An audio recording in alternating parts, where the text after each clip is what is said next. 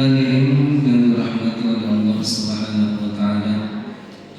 Mari kita bersama-sama membuka pengajian kita dengan membaca basmalah. Bismillahirrahmanirrahim.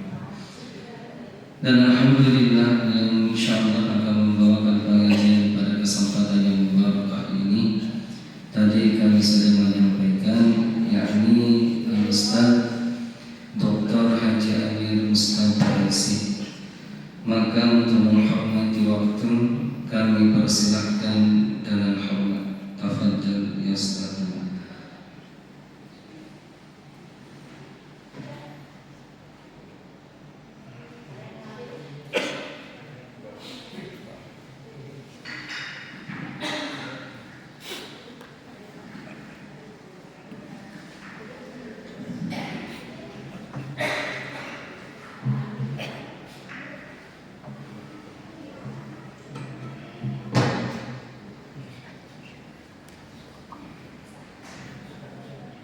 Assalamualaikum warahmatullahi wabarakatuh.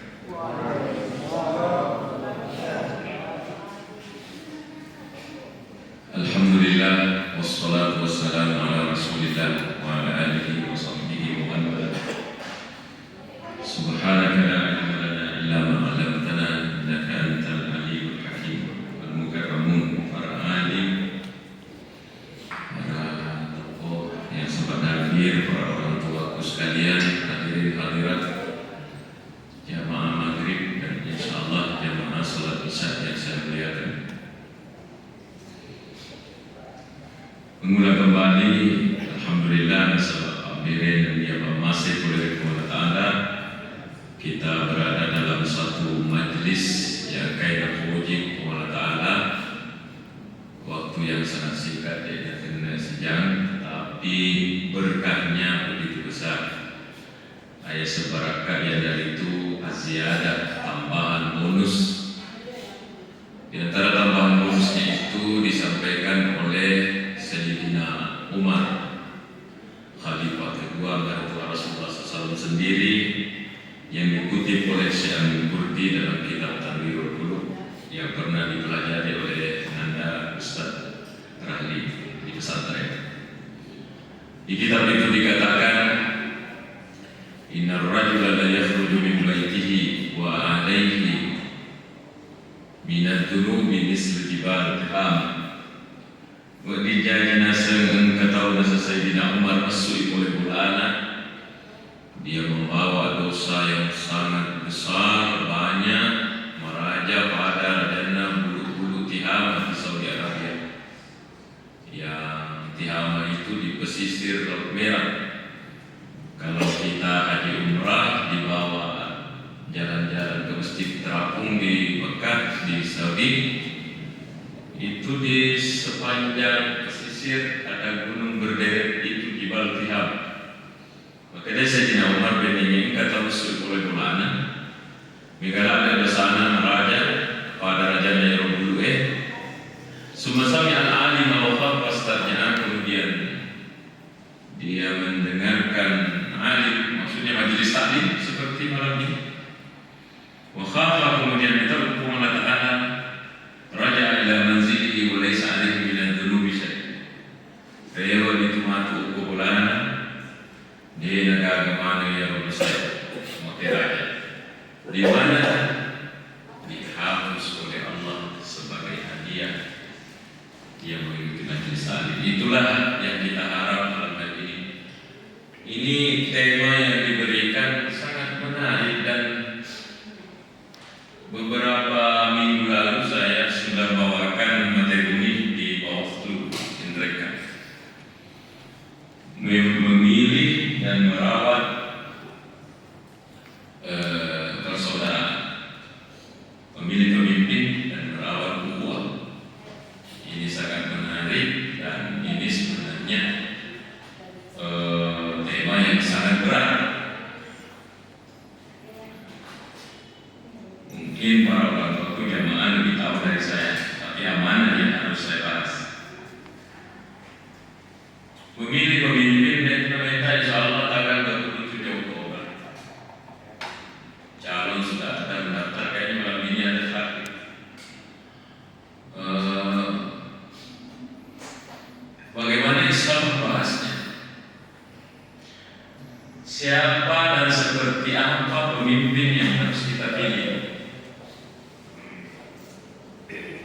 pemimpin paling sukses di dunia Nabi kita. Dan itu diungkap oleh pihak-pihak Vanessa Lerner membahas, menulis buku tebal terjemahan Indonesia. Dari sekian 100 pemimpin di dunia, Nabi Muhammad ditempatkan nomor 1. Pernah katanya ditanya, apa alasannya Nabi Muhammad nomor 1? Kenapa bukan Nabi Musa dan Isa? Kenapa bukan Nabi Elisa dan seterusnya? Michael Hart menjawab, kalau pemimpin lain itu keahliannya 1 atau 2, tetapi ini Muhammad dibilang kelebihannya di semua lini kehidupannya, sukses di semua lini kehidupannya. Sebagai suami, dialah contoh terbaik. Sebagai pemimpin masyarakat, dialah contoh terbaik.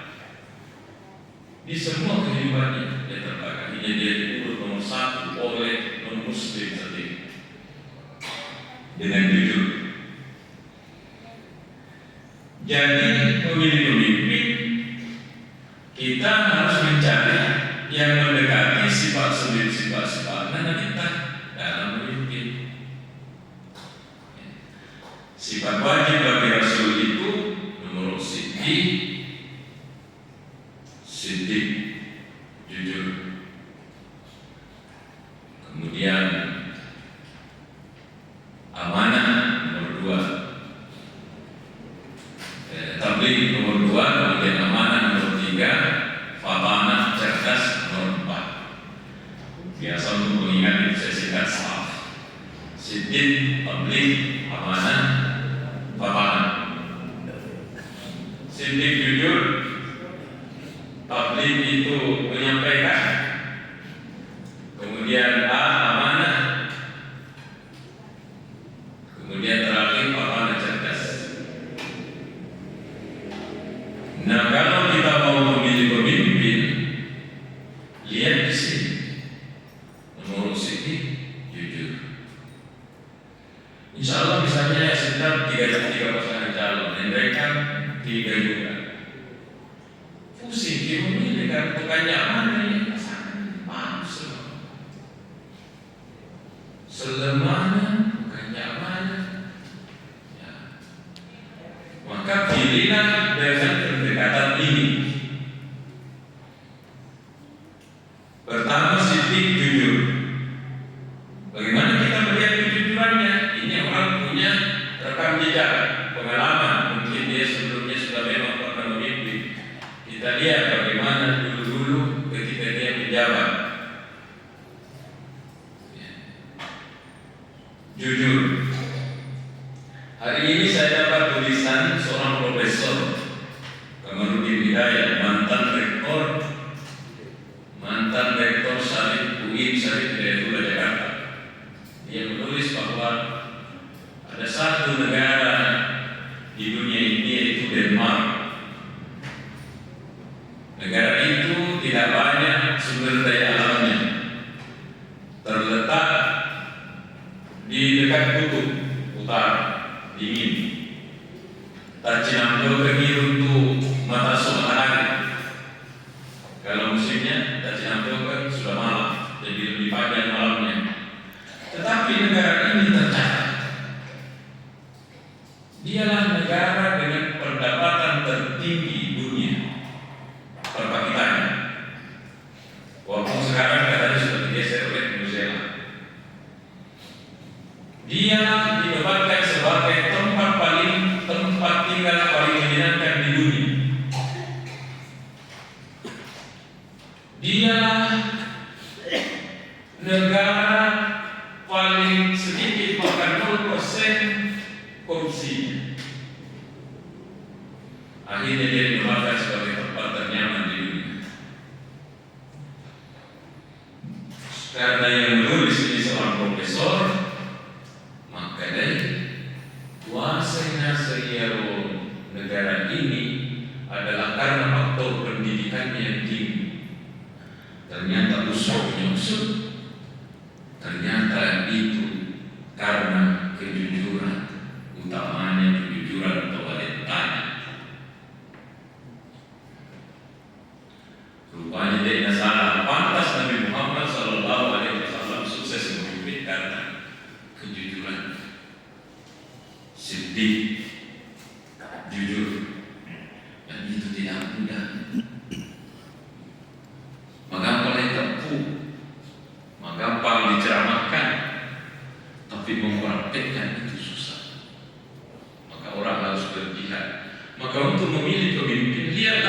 jadi ini pemimpin calon ini.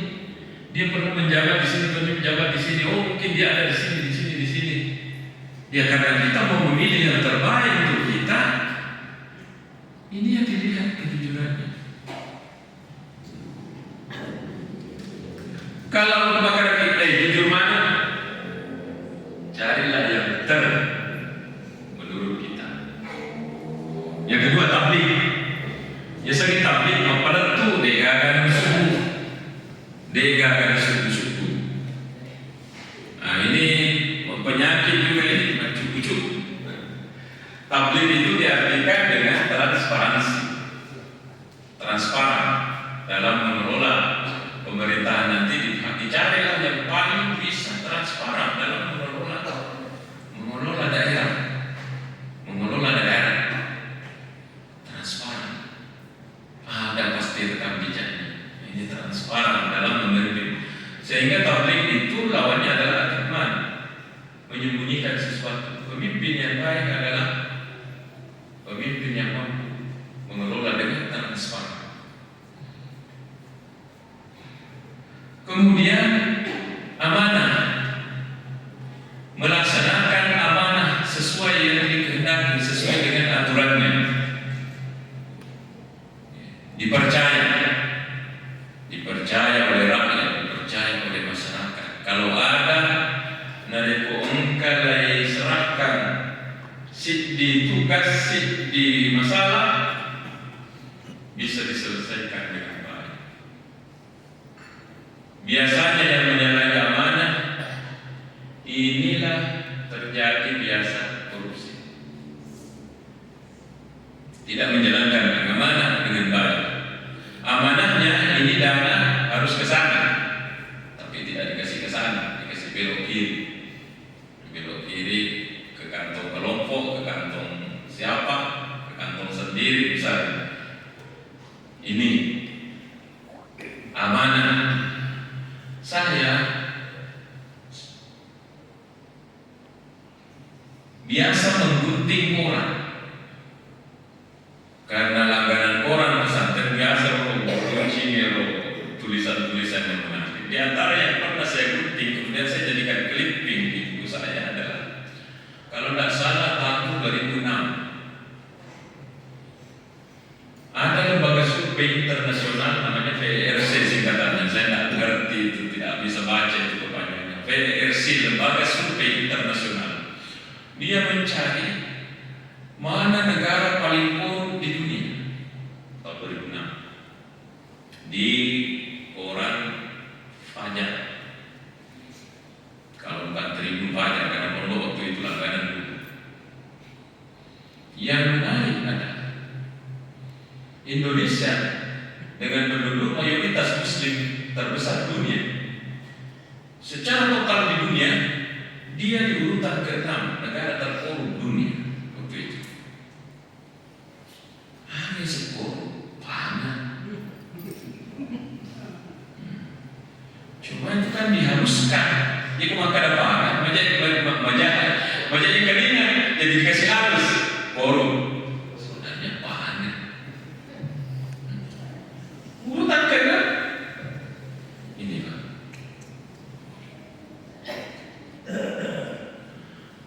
Setelah PRC itu, ini seluruh dunia, dia batasi di Asia. Kita masuk Asia, dia teliti terkorup di Asia. Tahun itu Indonesia alhamdulillah ranking 1 terkorup. Tapi itu masa lalu. Masa lalu ini saya catat, bukan kita disuruh menatap ke belakang, tidak. Dia maka pada kita mau dimindai, maka dia satu sebut don't look back. Tetapi inilah fakta yang saya catat dan saya sampai tulis, saya tempel di clipping saya. Mari dia mau konsep Al-Quran baik, luar biasa. Ya ayyuhalladzina amanu ya ayyuhan nas kulu mimma fil ardi halalan wa thayyiban. Makanlah yang baik dan halal. Aja boleh halal, aja boleh. Gitu kan? Kata Rasulullah sallallahu alaihi wasallam,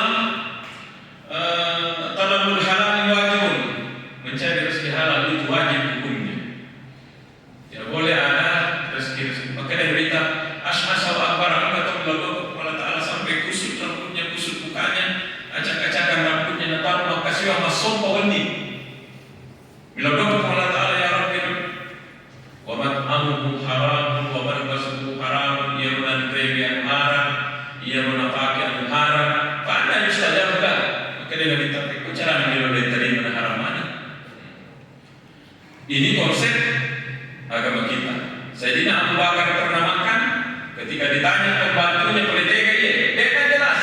Padahal itu pembantunya hanya ingin mengetes.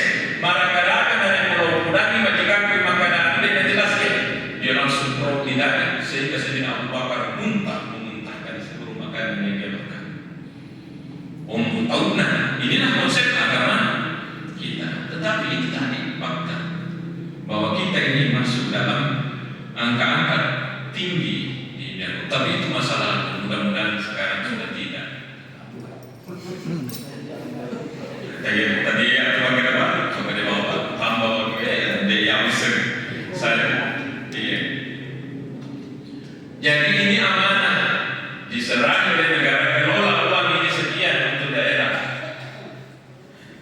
Memilih pemimpin adalah memilih pemimpin yang paling amanah, bisa menjalankan tugas-tugas yang diberikan dengan baik.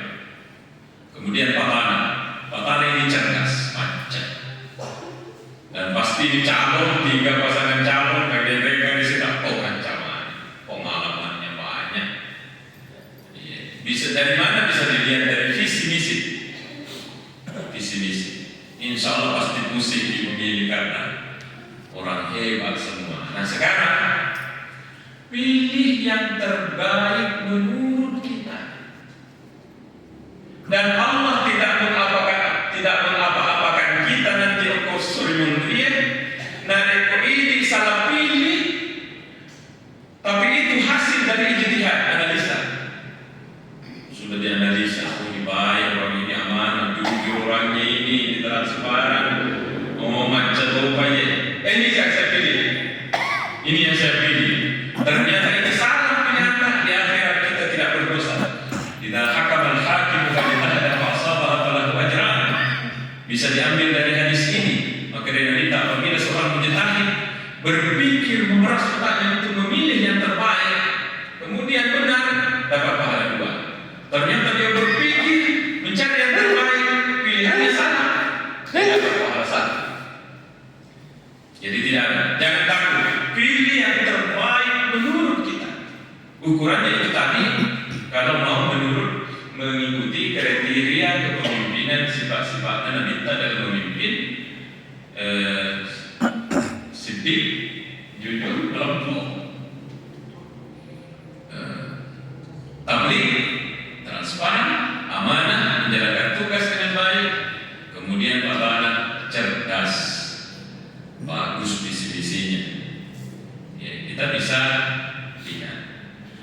Jangan kita tergantung siapa pilihan kita. Saya ini tergantung anak, tergantung serangan pajak.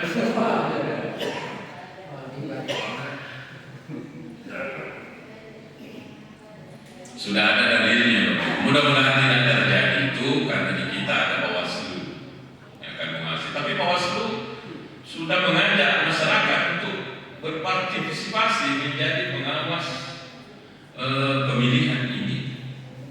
Diharapkan oleh pemerintah dan kita semua memilih jangan karena faktor pemberian. Ya kalau ilmu agama pasti ya belum lahir ini orang tua aku sudah tahu itu hadisnya ar-rashi wal murtashi inna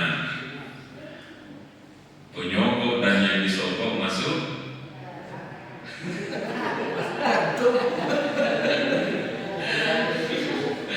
penyogok dan yang disogok masuk neraka. Ustaz Yusuf mengatakan dia nama dosa tahu masuk masuk dia nama dosa tamu di neraka keren. Ya saya ya foto dosa berarti foto tapi ukuran neraka langsung. Maka kalau dia datang seakan-akan dia ini sudah memberi sinyal saran bahwa terima ini tapi pilihkan, maka ini sudah bentuk sogok kalau diterima. Mudah-mudahan kita tidak didatangi yang begitu. Sebab kalau didatangi mewatatoye telur ratu dia. Misalnya saya hanya menyebut contoh. Tapi kalau kita berpikir akhirat tak, maka ini harus kita hindari. Semoga tidak ada yang begitu serangan-serangan pada. Karena saya dapat di daerah Alhamdulillah, untuk sepatu kami siap menerima serangan fajar. Wah, bahaya. Dia memang tunggu pemimpinnya untuk masuk sama menyogok. Kenapa sogok dilarang dalam Islam? Karena dengan menyogok ini bisa menghalangi haknya orang lain. Bisa menghalangi haknya orang lain. Misalnya termasuk ada pemilihan CPNS. Misalnya hanya contoh yang tidak terjadi tapi hanya bikin contoh saja. Misalnya CPNS mau masuk CPNS. Dari sogok yang tahu, maka kita sudah mengambil satu data yang terbuka untuk semua peserta, tapi kita tutup gara-gara uang yang kita kasih. Inilah kata sesarawi sehingga menjadi haram karena menghalangi orang lain. Layabai hak atau runtuh ya roga. Padahal ini adalah hak bersama, hak bisa dimiliki oleh umum. Kita tutup satu nasabah pakai nasabah Pak Bereta sebut tadi, makanya itu dilarang. Rasul mutasi bina. Mudah-mudahan kita tidak ketemu dengan yang begitu. Bagaimana kalau ketemu? Alhamdulillah. Berpikir. Kalau misalnya sekiranya kalau saya tolak ini rusak hubunganku dengan dia, nah mereka masuk langsung petuh hubungan silaturahim, maka biarlah kita ambil ini. Atau ya kata pertama kadang ada lalu terima ya, tidak usah saya ini. Insya Allah biji saya akan memilih yang terbaik karena menjaga hubungan silaturahim. Tapi memang saya akui di depan bawaslu, kasus mendapatkan ini akan sulit dihindari oleh masyarakat, sulit dihindari. Maka semoga pasangan dan kita semua menjadi sadar untuk tidak melakukan ini. Bapak Ibu sekalian, inilah yang akan merusak negara ketika para calon-calon itu harus mengeluarkan uang banyak karena nanti yang dipikir pekocaran perempuan. Ini yang merusak politik kita selama ini, terlalu mahal politik. Tapi kalau semoga pasangan calon kita semua, kita berdoa pada Allah mudah-mudahan tidak menggunakan cara-cara ini. Sekarang judul yang kedua, karena mau masuk bisa 10 menit lagi. Merawat uhuwah. Nah ini yang penting ini. Di Makassar kemarin ada pemateri dari Kambil KNDK, saya ikut acara federasi beragama. Maka dari ada orang suami istri masalah gara-gara beda pilihan istri sama suaminya, lebih pilih masalah bantah tuh ya. Kenapa gara-gara menteri yang rumah aku calon, maka karena nasabah apa enggak? Biar bisa juga tidak mau itu sampai cerai dengan istri. Ini fakta terjadi di Indonesia. Ada tuh di Goa saat pemilu yang lalu ini pemilihan presiden, lo ke macamnya tim sukses, lo ke macamnya, mari macamnya dia yang kira pasangan yang dia usul. Akhirnya diminta mana yang mau 300 per kan? Didatangi itu masa utang 300. Itu yang diminta kamu halal. Dia tanda dirinya bahwa selama ini ini putus hubungan. Nah, dalam Islam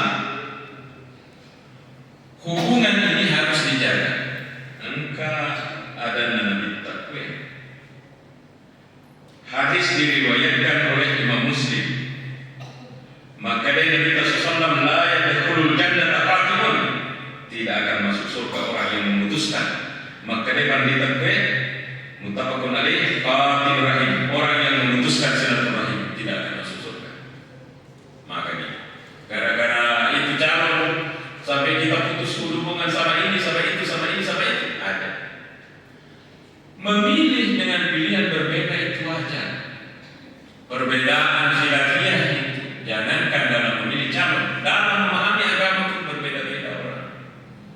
Fakta tidak apa-apa dengan perbedaan itu. Sehingga perbedaan itu menjadi satu kekayaan kita dalam Islam. Jangan dipertentangkan. Ini bertetangga, satu memilih A, satu memilih B, dia sewa Anda. Tidak boleh. La yadkhulul jannata kafir. Bahkan Rasulullah SAW memberikan batas, la yahillu lil muslimin an yahjura akhahu fawqa thalath. Dia itu halal, berarti harami narikong katau dia sewa Anda, ya saya termasuk. Hari pertama dia sewa Anda gara-gara beda pilihan. Hari kedua dia pada siwada, dia seter. Hari ketiga ketemu dia seter. Ya ada mau kita mengesok. Menurut Rasulullah. Hadis diriwayatkan Bukhari Muslim. Tapi masuk hari keempat dia kagak ke siwada ini dua. Gara-gara ini perbedaan pilihan, gara-gara partai, gara-gara pemilihan calon. Maka sudah berdosa di hari keempat, hari kelima berdosa lagi, hari keenam berdosa lagi. Sambungannya ini hadis Faman hajar fawqa salasin. Dari itu engkau tahu dia sewa Anda dia seteran melebihi 3 hari pamata mati. Ada balasannya dakhalan nar. Naudzubillah. Maka dia dicap masuk neraka. Waduh, mengerikan ini hadis begitu aja. Dianggap sepele persoalan-persoalan dunia sampai memutuskan silaturahmi dengan siwada bertahun-tahun. Kalau dibaca hadis ini, mudah-mudahan cepat pergi jabat tangan. Karena ancamannya ini dakhalan nar, maka dia dari engkau selesai ya ada kedua mati tamaranakan. Maka tidak boleh sekali itu silaturahim ini kita putus. Wajib kita jaga. Bahkan Islam membolehkan tahu untuk mabeleh demi mendamaikan dua orang yang berselisih. Ibaratnya ya ada seterian. Datanglah kita ke satu, maka dia iya merulah ke nasel. Memang dia ada tapi masiri. Padahal dia tidak mau pemakwa. Jadi pergi lagi ke satu dia mengatakan hal yang sama. Ya merulah ke nasel. Dia tapi masiri. Padahal tidak pernah. Ini bohong. Bohong untuk mendamaikan dua orang berselisih itu dibenarkan dalam Islam. Jujur yang menyebabkan orang berpisah haram. Itu namanya namam. Tukang adu domba, dan itu diharamkan. Ada hadis lebih mengerikan dari itu, Bapak Ibu sekalian. Dibilang apa? Maka dari Nabi sallallahu alaihi wasallam turun amal hari Senin dan hari Kamis amal laitiwi imede pengalatala. Ini juga hadis. Laitiwi amal pengalatala ulangi. Aku mereka di hari Senin dan hari Kamis. Yang dalam pengembangan nasal Nabi sallallahu alaihi wasallam today nama Pak dua kepada Taala. Ya dalam pengembangan dosanya pada saat itu dibawa amal. Illa rajulani, kecuali bainahu wa baina akhihi sahna, kecuali orang yang antara dia dengan temannya ada saling berselisih, ada saling sengketa, tidak bercocok, putus silaturahimnya. Akan satu matalan kepada mereka, utruku hadaini hatta yasalha. Ini hadis. Utruku hadaini hatta yasalha. Maka dia minta, ya maka dia mengatakan kepada mereka, akan berdoa utruk salah ini hatta yasalha. Salah ini itu amanah hatta yasalha. Sampai mereka itu berdua damai. Ya kalau mereka damai, salah ini, salah yang mana? Begitu ancamannya. Maka jangan ini pilkada dijadikan nalasaba karena gara-gara kita fanatik kepada satu golongan sehingga kita menolak dia tersewaan. Jadi Bapak Ibu sekalian, begitu ini aturannya merawat, ini judulnya sangat bagus, merawat ukhuwah. Jadi ukhuwah ini harus dijaga, tak boleh kapan putus ini bermasalah, maka kita itu sebenarnya diharapkan oleh agama tahadau tahabbu. Kalau perlu saling ngasih hadiahlah supaya kalian saling mencintai. Memilih pemimpin tidak mungkin kita tentukan pada dan minta sempurna. Ini tidak mungkin. Ya biasanya lupa tahu pasti kemana kekurangannya. Ya, maka saya kalau biasanya mana saya perkawinan di santri yang menikah, kalau pulang maka itu bedemu tahu tuh biasanya lupa tahu kemana tuh kekurangannya. Biasa orang ada kelebihannya, maka ikut itu kekurangan di bawah. Kemana kekurangan? Bapak Ibu seandainya tahu kekurangan saya, tidak akan dipanggil oleh Ustaz untuk ceramah di situ. Seandainya tahu kekuranganku mana, dia tahu di untuk memberi tausiah di sini. Tidak ada. Semua manusia punya kekurangan. Oleh karena itu kalau kita mendapatkan kekurangan di calon nanti ini 3 pasangan, di mereka atau di Sidrap atau di mana, maka itu hal satu yang wajar terjadi. Maka ini kekurangannya orang, jangan kita ekspos dengan istilahnya kampanye hitam. Ada kampanye hitam menjelek-jelekkan satu pasangan, kemudian di-upload di medsos. Semua kau ketahui. Ini namanya politik belah bambu. Lepek jaiyawan, layang kaiase. Calon yang terpilih diangkat setinggi-tingginya kelebihannya. Yang pilihan orang napek jai, bahkan dijelek-jelekkan di medsos sangat gampang. Jangan terpengaruh. Jadi dengan pengajian kita malam ini, karena kita sedikit ini, tapi ada kamera yang menyuruh saya kepada kita semua yang akan menusuk, jangan terpengaruh dengan orang di sekeliling kita. Ini akan ditanya di akhirat oleh Allah. Kenapa kamu pilih itu? Kenapa kamu pilih itu? Kalau kita mengatakan saya lihat kejujurannya, saya lihat baiknya, saya lihat visi-misinya, makanya, dan ini keputusan saya, oke, aman. Salah, dapat balasan. Apalagi kalau cocok di rupiah, tak dapat balasan. Jangan kita terpengaruh untuk menjelek-jelekkan calon lain. Berbeda antara kita sama istri kita, suami sama istri, biasa saja. Jangan dicerai. Gara-gara itu sampai itu terjadi, kasihan. Jadi ini lebih seru dari pemilihan presiden ini. Kasih tahu memang lebih seru dari pemilihan presiden yang sekarang ini. Buat dijadi terus salah, memojok-mojokkan pasangan lain. Kita jangan terpengaruh. Tidak boleh memojokkan orang. Kalau kekurangan mau diungkap, ada semua kekurangannya orang. Siapa yang tidak ada kekurangannya? Hanya Nabi Sallallahu Alaihi Wasallam sebagai manusia yang sulit dicari kekurangan. Apa saya? Kapan kekurangannya? Jadi kita disuruh pilihlah yang menurut analisa sedikit kekurangannya. Menurut analisa. Kalau kita tidak ngerti itu sampai ke orang, tanya ke teman-teman siapa ini. Insyaallah begitu Bapak Ibu. Karena ini disuruh bahas ini juga masalah yang penting memang, tapi ini juga masalah yang sangat sensitif. Masih ada 2 menit pembahasan. La yahillu lil muslimin an yahjura akhahu fawqa salas. Dia tidak halal berarti manusia ngari ko atau dia nasiwa dan melebihi tidak. La yadkhulul jannata qatil, tidak akan masuk surga orang yang memutuskan silaturahmi kepada kita karena sabab pilkada atau masalah-masalah persoalan barisan apa.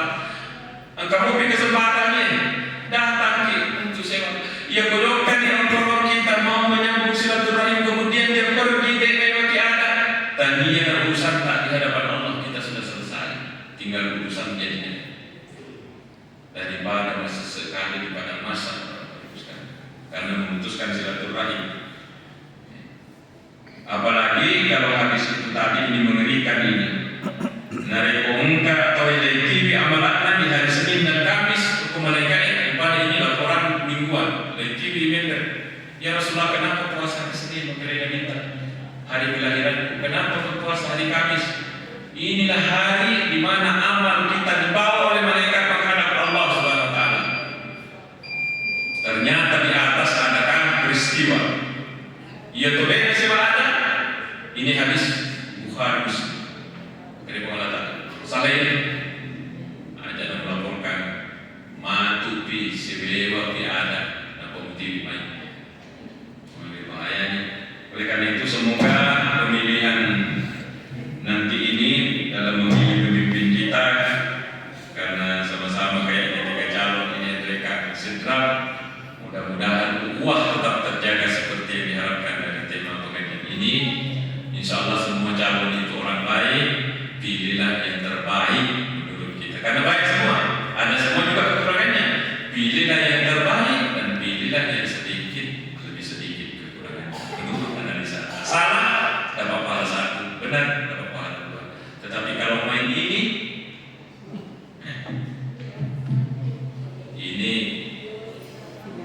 neraka, nauzubillah.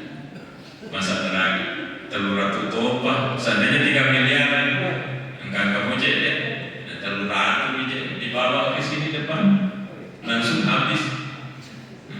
Orang macam aja neraka, nauzubillah. Terima kasih Bapak Ibu, mohon maaf Nanda Ustaz Rahli yang telah mempercayakan di panitia kalau tidak sesuai yang diharapkan. Terima kasih. Wassalamualaikum